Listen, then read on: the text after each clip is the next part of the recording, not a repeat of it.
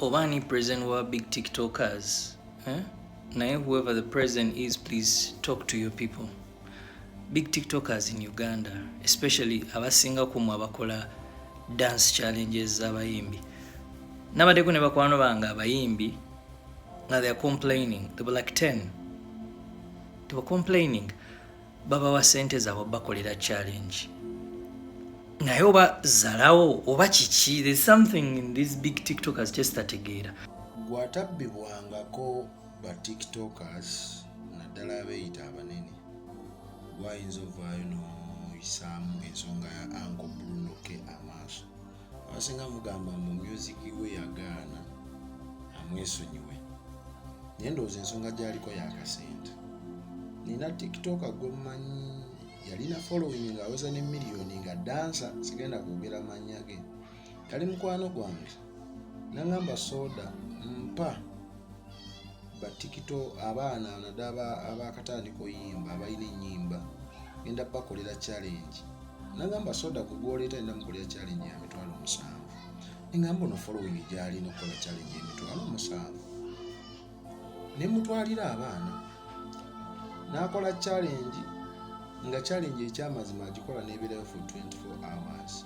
Kaseera mwadde sente agiraba ng'amala agisangulayo. Yansooka nkira ku muyimbi asooka, omuyimbi owokubiri, omuyimbi owokusatu, owokuna, owokutaano. Nendekera omuwa bizinensi z'abaana kuba abaana bamalanga ne bayomba. Ng'ono TikToker emitwalo gyabwe 7 yagiridde n'abaterayo challenge kyokka after all n'azisangulayo. Uncle Bruno kagamba yasene yekubira omulanga tamenshonize erinnya mwendo video esooka. Obani president were big TikTokers. Now, whoever the president is, please talk to your people. Big TikTokers in Uganda, especially abasinga kumwe abakola dance challenges abayimbi.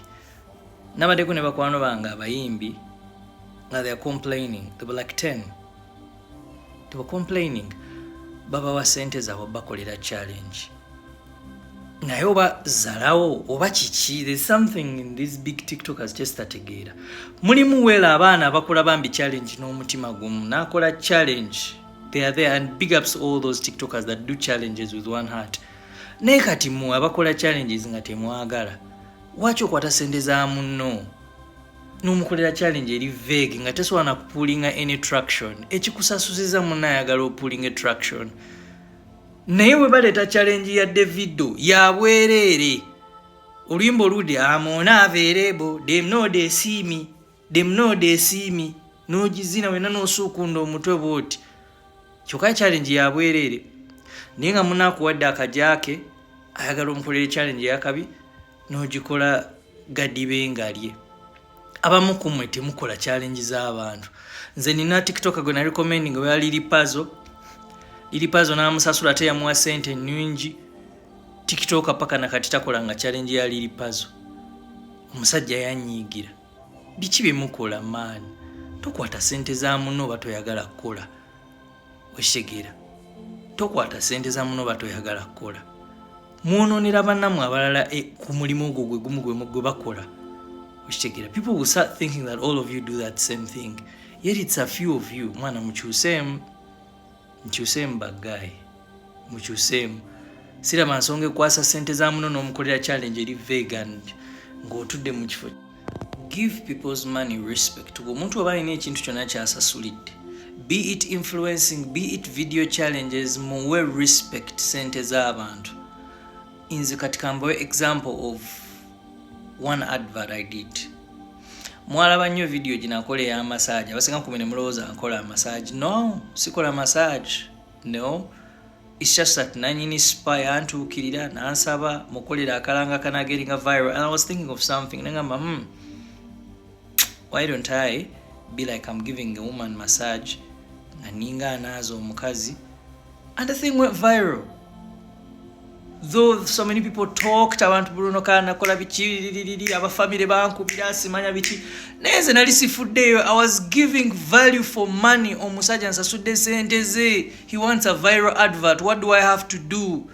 Go out of your way as a content creator. Tolya sente za muntu. Do not pick somebody's money if you don't want to do something for somebody. That's all I'm saying, guys. Mwebereremu man. Ono kunyimba za Nigeria mwesuukunda. N'oyo og'omulaba oya shakiti bobo bonaverebo ne wenyenya ne wesuukunda bena n'otuuyana. Niyo okolera muna Uganda muno ka challenge nga atakuwadde ne sente ze ennyingi noddawo ne weemoola n'olinga atayagala oli ndowooza akagatto ne katuuka omuntu eyakola ensobi eyalya sente zisukka ne mu kakadde eza liripazo w'engudi oli otya sente za Munnamasaka Ango Bruno ke yannyodde bulungi ensonga ze nga bwe ngendo zikuwozibulira si butaagaliza Zaira naye Zaira yali akasente abali ku project eno naddala aba tiktokers abalina trend obudde obwali basatu abakyala Winnie Wamami, Coco Master Shine ne Zaira bali baakola Zaira yatuuka ku shooting obudde bugenze sebaabuukira mu nnyonyi ng'ate yali amaze osasula mu kimu Munnamasaka era ne wabaawo obutakkaanya bwabalukawo bafaani abawagira ba tiktokers bano tutuuka ekiseera omanyi ne tufuuka abagoberezi omugoberezi aba mubi nnyo omugoberezi abanga endiga z'omu church ekirola gavumenti etya nnyo abasumba babeera n'abagoberezi ate omugoberezi nebokera ku makya nomugamba Katonda ngambe tugenda siiba ennaku 2 out of the blue nga tamanyi lwaki azisiiba mulamu buli kimu kiri bulungi n'azisiiba nebokera ku makya nomugamba nti oba musumba we yakoze kino alwana n'afiirawo ne bw'omugamba nti musumba we mubbi atabuka bw'omugamba nti Yesu Kristo yabba embaawo museka n'agenda kati bafanzi b'aba tiktokers mbadde saagala tufuuke bagoberezi tugenda kukozesa abantu betuwagira ensobi nga ne bwakola ensobi muvaani mu defendinga kumba okuba kaaliya ye bano ba tiktokers tebalina mirimu gye bakola tiktok tebasasula wabula bwe bafuuka nga bafunye following bafuuka ba influencers babawa emirimu kati goli bw'atandika okucomplaininga nti tewakola n'oli n'acomplaininga ne balekera okuwa emirimu ono faani tagenda kuwa faani wagenda tuka eseera abuuze waddawa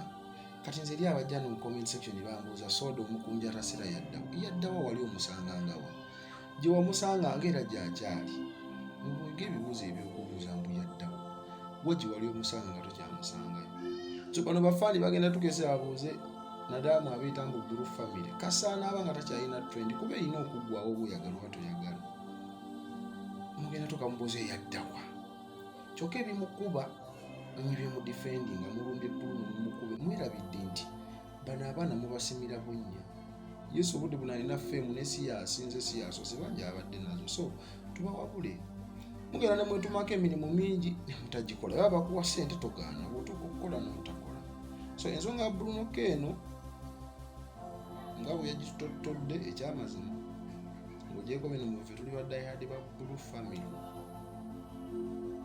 nga big tiktokers ne balinamu challenge nyingi bangi mupye sente z'abaana ne mutakola ne challenge mumala mukolaki ne muzijjayo nze kambikuba kati gwe yomba naye ng'omukulu agamba bamubba Zaira yabba almost 1M n'atapostinga kyokka nga okushootinga baashootinga kati gwe atali muyimbi ng'oli muwulizi tomanyi kyekitegeeza kaakati nakoze vidiyo jjo nga njogera ku ba big tiktokers.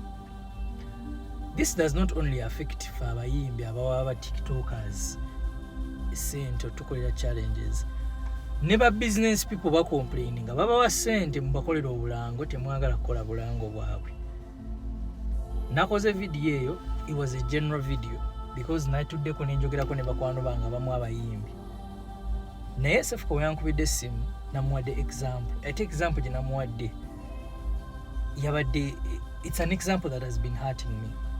Nze maze week 3 tusogera na Liripazo takyakwata amasimu gange mumanyi lwaki Liripazo yanneesiga ku luyimba lwa Kibaluma namugamba Liripazo leero approach gye tugenda okukozesa njagala okozesa ku ba tiktokers abali top abawala batupushingire ku luyimba ne muwa list nga bwe mwagiraba abaana bonna abakola diiru yali nti bapostinga ku page zaabwe naffe ne tupostinga ku yaffe ate nga bwe baatugambanga ne sente ze baagala ne tuzibawa bonna era baakikola. Zaira fe abaapostinga one kiri bwe kiti Lil Puzzle yakwata emiliyoni emu namba n'agiteeka mu challenge ya Zaira.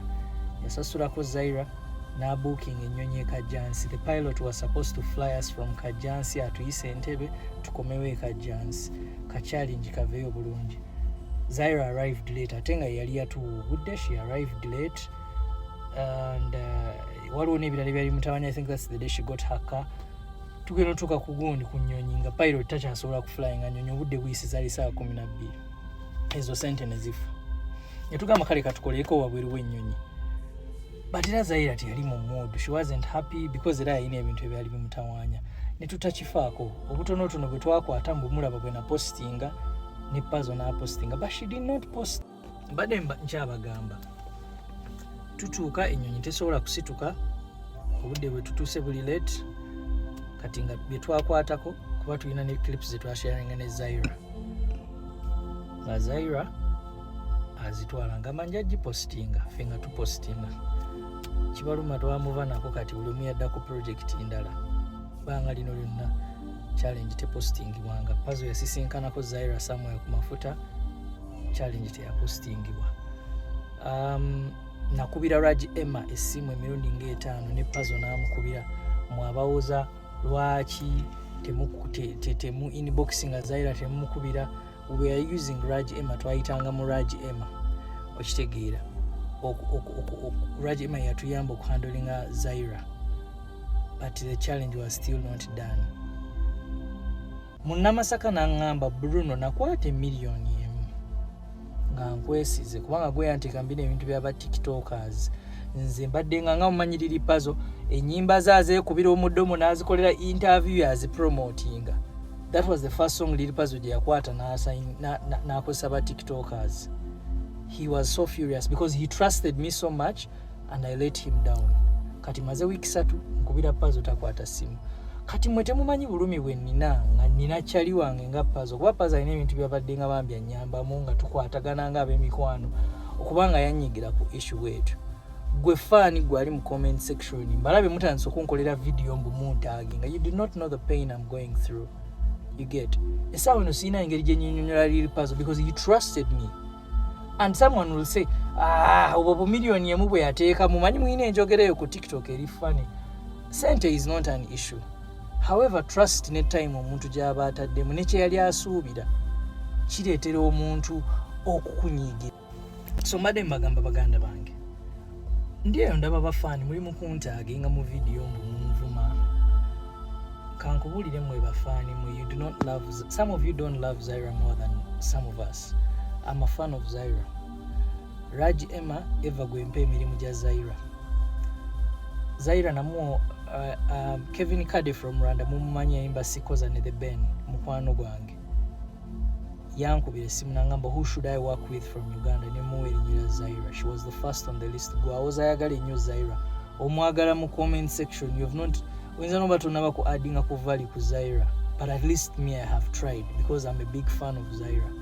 So before you come to the comment section to insult or abuse me, and there is no amount of intimidation or insulting jogendo nze banvuma dda kati wenatuka naguba kiringa bakubakuba ennyo omuntu nze natuka naguba tolina kigambo ky'oyinza kunvuma kye batanvumako ate si bipya. But mutuleke twogere what is wrong. I need to address it. We need to address it. Okitegera kubanga singa abadde muyimbi n'atayimba ku show mujja ne mumusabula. Kati lwaki temwagala tuogere about these things? Lwaki temwagala tubyogere? Mulimu abaani ba TikTok ba influencer nga guno omulimu gwabwe mwabanene mwabagwonoona. Okitegeera. So mbadde nkugamba waliwo ne deal endala nze I've don't give waliwo deal endala era still Kevin Kade n'ali Kiba bankubidde balina olimba lwe bagenda otta era Zaira namutadde ku list y'omu ku ba influencer bagenda obbeerako. Kati gwawoza mbu oyagala nnyo Zaira oshegera namutadde ku list naye handle wa Zaira ye Raji Emma era gwe nkubira. Raji Emma ajja kubabuulira. So before you come to shout at me okunkolera video temu intimidating amwe ba fans, don't intimidate me. So madam magamba the kind of love I have for this app kubanga nze TikTok nwa respect ya amaanyi. Abaana ba TikTok batulaze one love. Actually abaana ba TikTok bapushinze the music. Nze olwimba lunakola ne Daddy Andre are becoming a viral because of TikTokers. That's how I love TikTokers. I have some, not only omuwala aliwa lunakoze ne Nava baana balukolera challenge balwagala nnyo. Man, TikTok, that's how much respect I have for TikTokers. You get. Naye tusobola waliwo omugwe nalabye yampandikidde comment nangamba kakati Bruno K ebintu ebirungi byetunda byokka. It's not like that.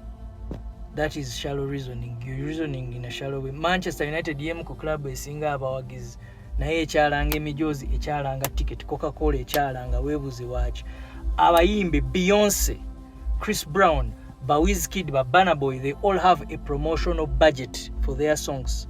Much as they have a lot of fans, bakuba music wakabi bayina promotional budget. Batekako influencers from different countries to push these songs. Bashegera kati gwawoza simanye ebintu ebirungi byetunda webuze wachi Chris Brown naye China promotional budget. Bashegera. So anyway, nze njagadde bagamba like there is no amount of intimidation you will show me. Simanye onkolera video onvume, simanye oje mu comment section onvume. That's nothing. The truth is, abantu babawa big TikTokers, listen to this. Nze kasita message yange yabatuuseko omuntu wakuwaka lango oba challenge yegikole oba toyagala bikola tokwata sente za muntu. That's it. Export TV to the world.